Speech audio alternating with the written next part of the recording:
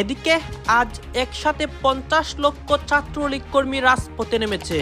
তুলকালাম পরিস্থিতি করে বিএনপি জামাতকে গরুর মতো পিটাচ্ছে রাজপথে।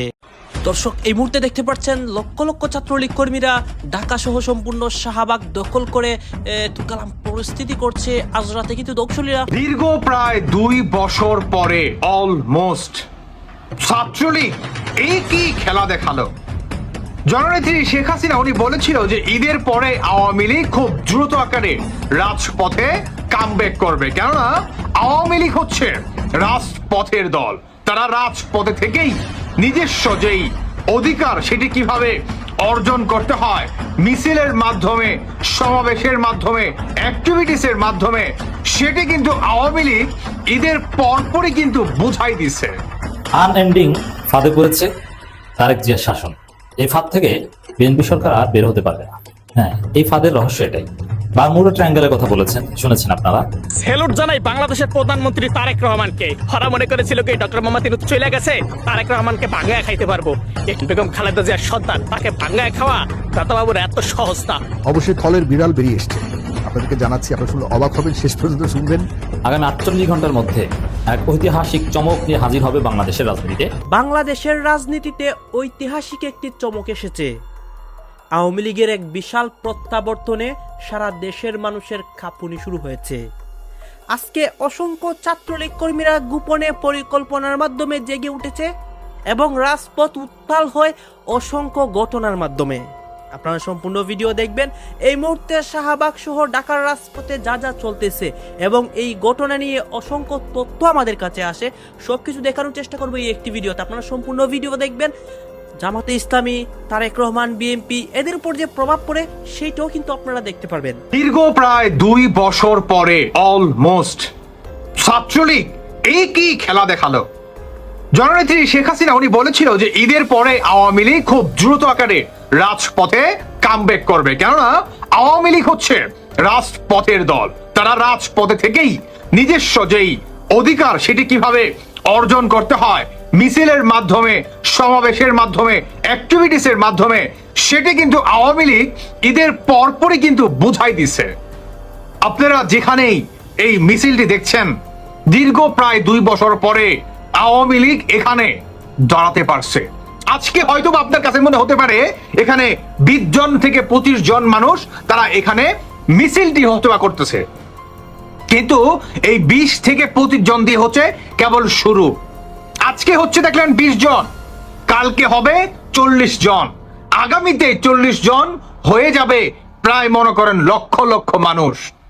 4 লাখ 5 লাখে মানুষেরও আপনার দেখা যাবে। এটাই হচ্ছে আওয়ামী লীগ। একেবারে ডক্টর ইউনূস যখন নাকি ক্ষমতায় বসেছিল 5 আগস্টের পরে 1 থেকে 2 মাস আওয়ামী লীগকে খুঁজে পাওয়া যায়নি, অথচ 4 জন 5 জন 3 জন 2 জন করে করে কিন্তু মুখে মাস্ক লাগিয়ে দৌড়িয়ে দৌড়িয়ে কিন্তু শেখ হাসিনা আসবে, বাংলাদেশ হাসবে, এই ব্যানার নিয়ে কিন্তু তারা আপনার মিছিল কিন্তু করছে রাজপথে, তাই না? দৌড়ায় দৌড়ায় করছে। আস্তে আস্তে সেই দৌড়ানিটা একটু একটু করে থামছে। কি ভাবছেন আওয়ামী লীগ কি আসবে না? আওয়ামী লীগ উপরে ফেলে দিবেন? এত ইজি? বলুন, এত ইজি? যেখানে বাংলাদেশের মতো এত গুরুত্বপূর্ণ একটা স্থানে দীর্ঘ 2 বছর পরে আওয়ামী লীগ যদি 20 থেকে 25 জন মানুষ নিয়ে, ব্যানার হাতে নিয়ে প্রায় 1 মিনিট তারা এই সমাবেশটি পালন করতে পারে, তাহলে এটা আগামীতে আরো যে 1 ঘন্টা সময় বেশি হবে না, লক্ষ মানুষের জনতার আপনার মিছিল বা সমাবেশ হবে না, সেটি কিন্তু আপনি কখনো বলতে পারবেন না। আমি আপনাকে নিশ্চয়তা দিয়ে বলতে পারি, আগামীতে আওয়ামী লীগের এই ছাত্রলীগই অতি দ্রুত তারা রাজপথে এভাবেই কামব্যাক করবে। অবৈধ সরকার তো শেষ, এখন তথাকথিত ধরে নিতে হয়। কি আর করার আসলে, এই বৈধ সরকারই ধরেন, তথাকথিত তাদের অধীনে এখন কিন্তু আর ওই ধরনের অরাজকতা হবে না। কারণ ইউনূস সরকার ছিল পেটোয়া বাহিনীর সরকার। ইউনূস সরকার ছিল তাদের যেই অভিভাবক, তাদের যেই চেলাপেলা, তাদেরকে কিভাবে আপনার রাষ্ট্রীয় বা সরকারের কোষাগার খালি করে জনগণের পকেট থেকে তাদেরকে কিভাবে দালান কোটা করে দেওয়া যায়, সেই সরকার ছিল। অন্তত সেই জালিম সরকার তো বিদায় নিছে, এটাই অনেক কিছু, আলহামদুলিল্লাহ, এটাই অনেক কিছু। দর্শক বন্ধুরা, আপনারা যারা নাকি মানে ভাবছেন যে আওয়ামী লীগ আর আসবে না, ছাত্রলীগ আর আসবে না, আওয়ামী লীগ কখনোই আর কাম ব্যাক করতে পারবে না, আওয়ামী লীগ বাংলাদেশের মাটিতে রাজনীতি করতে পারবে না, বিশেষ করে তাদের জন্য এই বার্তাটা খুব ইম্পর্টেন্ট। আপনারা যদি ওই যে বলে গেলাম একটু আগে, তারপর রিপিট করতেছে আমি আবারও, আওয়ামী লীগ ডক্টর ইউনূসের অধীনে 1 থেকে 2 মাস পরে 3 জন নিয়ে যেভাবে দৌড়িয়ে দৌড়িয়ে মিছিল করত, ঠিক এখন আইসা দেখেন জায়গায় জায়গায় হয়, শত শত মানুষ নিয়ে হয় মিছিল। এটাই হচ্ছে Chhatra League. Chhatra League is come back বাংলাদেশের রাজপথে। আস্তে আস্তে সেটা তীব্র থেকে তীব্র হবে। আওয়ামী লীগ কখনোই ডিপেন্ড করে না সেনাবাহিনীর উপর, আওয়ামী লীগ ডিপেন্ড করে না যারা নাকি তথাকথিত পুলিশ লীগ বলে আপনারা আওয়ামী লীগের উপরে দায়ভার চাপিয়ে দিয়েছেন। আওয়ামী লীগ কখনোই পুলিশের উপর ডিপেন্ড করে না। এখন পুলিশ কার? ইউনূস সরকারের আমলে পুলিশ কার ছিল বলুন তো? কার ছিল? ইউনূস সরকারই তো ছিল। তারা মাইকিং করে পুরস্কার ঘোষণা পর্যন্ত করেছিল। ছাত্রলীগ বা আওয়ামী লীগের কোনো কর্মী যদি ব্যানার হাতে নিয়ে তারা রাজপথে দেখা যায়, যদি একজনকে ধরতে পারে 5,000 টাকা করে পুরস্কার দেওয়া হবে, পুলিশকে ঘোষণা দেওয়া হয়। ভাবুন একটা বার, তারপরও আওয়ামী লীগকে কিন্তু দাবায় রাখতে পারেনি। এটাই হচ্ছে আওয়ামী লীগ। আওয়ামী লীগ রাজপথের দল, আওয়ামী লীগ মাঠের দল, ঘাতের দল। আওয়ামী লীগ জানে রাজপথে থেকেই কিভাবে নিজেদের অধিকার ছিনিয়ে নিতে হয়, সেটি অর্জন করতে হয়। এর নামে হচ্ছে বাংলাদেশ আওয়ামী লীগ। এক আওয়ামী লীগের এই ছাত্রলীগই যথেষ্ট। যে ছাত্রলীগ ইয়াহিয়া খান ভুট্টো সাহেব, আয়ুব খান, এদের কলেজের ভিতরে পর্যন্ত কাপন ধরাই দিয়েছিল। এক ছাত্রলীগের এই ইউনিটি যথেষ্ট। স্বচ্ছতার উজ্জ্বল দৃষ্টান্ত স্থাপন করলেন হাসনাত আব্দুল্লাহ সহ জামাত এমপিরা। জামাত থেকে শিখছে হাসনাত। দর্শক, হাসনাত আব্দুল্লাহ ওয়ান পিস। হাসনাত আব্দুল্লাহ মানে হেট। হাসনাত আব্দুল্লাহ যা করেন জাতীয় রাজনীতিতে প্রভাব পড়ে। অনেক ভালো কাজ জামাতের এমপিরা বা অনেক এমপিরা করলেও জাতীয়ভাবে তাসির পড়ে না, যেটা হাসনাত আব্দুল্লাহ করলে পড়ে। তা হাসনাত আব্দুল্লাহ স্বচ্ছতার এক উজ্জ্বল দৃষ্টান্ত স্থাপন করেছেন। জবাবদিহিতা। ঈদ উপলক্ষে সরকারি বরাদ্দের যে 10 লাখ টাকা কোথায় খরচ করেছেন, কাকে কি দিয়েছেন, একদম পরিপূর্ণ হিসাব দিয়ে দিয়েছেন। এটা জনগণ প্রশংসা করছে, অ্যাপ্রিসিয়েট করছে, এবং গণমাধ্যমগুলো এটা নিয়ে রিপোর্ট করছে। যেমন ইত্তেফাকের রিপোর্ট, সবগুলো গণমাধ্যম রিপোর্ট করছে। স্বচ্ছতার দৃষ্টান্ত ঈদে সরকারি বরাদ্দের 10 লাখ টাকা খরচের তালিকা প্রকাশ করেন হাসনাত আব্দুল্লাহ। প্রথমে বলে নিই যে এই যে তালিকা প্রকাশ করা এবং স্বচ্ছতার এক্সাম্পল সৃষ্টি করা, এটা হাসনাতের আগে করেছে জামাত এমপিরা। এমনকি হাসনাতের যে স্টার্টিংটা, কোন জায়গায় কত টাকা বরাদ্দ আসে, রমজানে যে একটা লাইভ ক্লাস নিয়েছিলেন জবাবদিহিতার, ওটা ময়মনসিংহ অঞ্চলের একজন জামাত এমপি সর্বপ্রথম স্টার্ট করেছিলেন। কিন্তু পার্থক্য হচ্ছে এটা যে হাসনাত করলে হিট আর জামাতের এমপি করলে ওটা হিট না। কিন্তু হাসনাত কিন্তু থিওরি নিয়েছেন জামাত থেকে। তো দর্শক, আবার আরেকটা বিষয় বলি যে জামাত থেকে শিখছে। হাসনাত যদি এখন বিএনপির সাথে জড়িত থাকতো, এই বিষয়গুলো নিয়ে কখনো এইভাবে আলোচনা হতো না, আর এইভাবে এটা পারতেন না।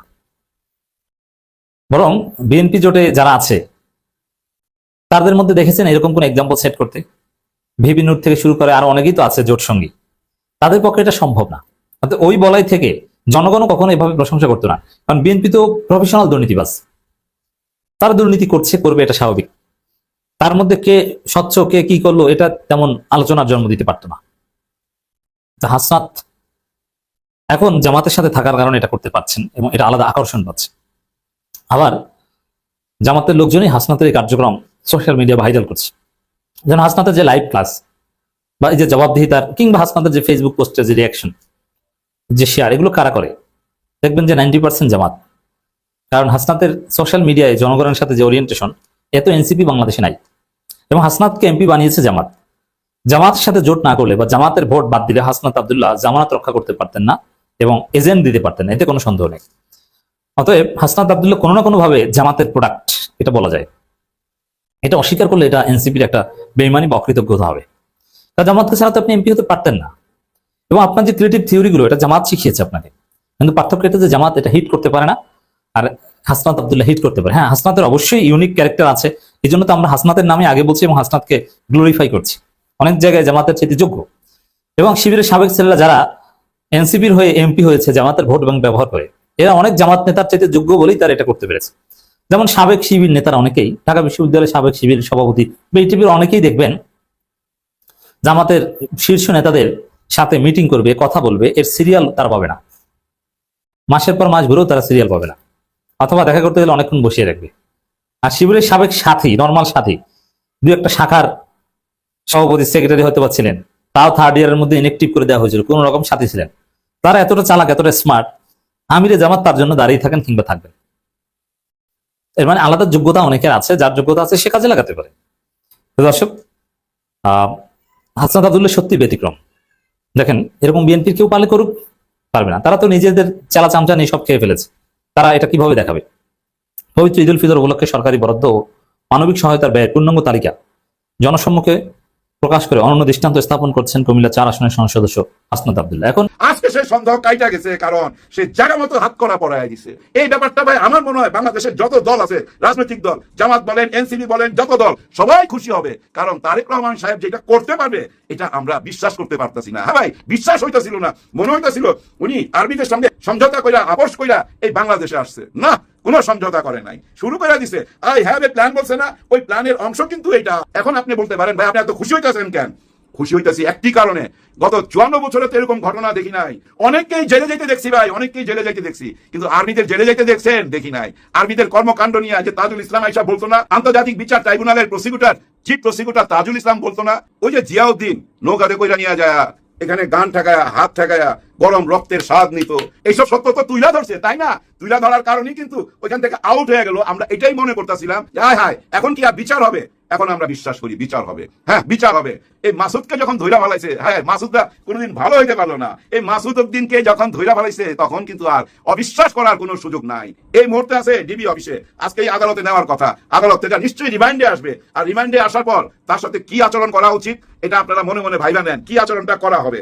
ভাই ঠিকই আছে, কারণ কি জানেন, এই ধরনের বিচার যদি না হয়, অর্থাৎ সে যেই হোক না কেন, হইতে পারে সে আর্মি জেনারেল, হইতে পারে সে বড় পুলিশ অফিসার, হইতে পারে র্যাব অফিসার, তাতে কি যায় আসে? অন্যায় করলে তো বিচার হইতেই হবে। আর ওই বিচারটা শুরু হইলো। হ্যাঁ, দেখতে ভালো লাগছে ভাই। এই জেনারেল মাসুদের বিচার হওয়া মানে কি জানেন? সবাই বিচার হবে, সে যেই হোক না কেন তার বিচার হইতে হবে। বিচারের সংস্কৃতি যদি চালু না করা হয় তাহলে দেশ কোনোদিনই ভাই নিজের লাইনে আসবে না, সঠিক পথে আসবে না। এটা তো সবাই জানেন, কেউ বিচারের ঊর্ধ্বে না, এটাই তো প্রমাণ করতে হবে তারেক রহমান সাহেবকে। হ্যাঁ, তারেক রহমান সাহেব যেভাবে বিচার কার্য চালু করে দিয়ে গেছে, আন্তর্জাতিক বিচার ট্রাইব্যুনালের বিচার যেভাবে চলতেছিল সেই গতিতেই চলতে হবে। যারা এসি বাসে করে আসতেছিল তাদেরও বিচার হইতে হবে, এই জেনারেল মাসুদেরও বিচার হইতে হবে। ও একা না, ওর সাথে আরো অনেকেই ছিল। ওর কাছ থেকে রিমাইন্ডে ওই নামগুলো টাইনা বাইর করতে হবে, তাদেরকে বিচারের আওতায় আনতে হবে, সবাই বিচারের আওতায় আনতে হবে। অন্যায় করলে ছাড় দেওয়া যাবে না, তাহলে দেশটা সুন্দর পথে যাবে এবং সারা বাংলাদেশের মানুষের বিশ্বাস পাবেন। আর দোয়া পাবেন কখন? যখন আপনি জুলাই সনদপত্রের ঘোষণা দিবেন, বৈধতা দিবেন, তখনই কিন্তু দোয়াটাও আসবে। এখন আপনাকে মন থেকে পছন্দ করতেছে। যদি দেশের মানুষের দোয়া চান তাহলে জুলাই সনদপত্রের স্বীকৃতি দেন, 24কে স্বীকৃতি দেন এবং সমস্ত অপরাধী বিচার করবেন।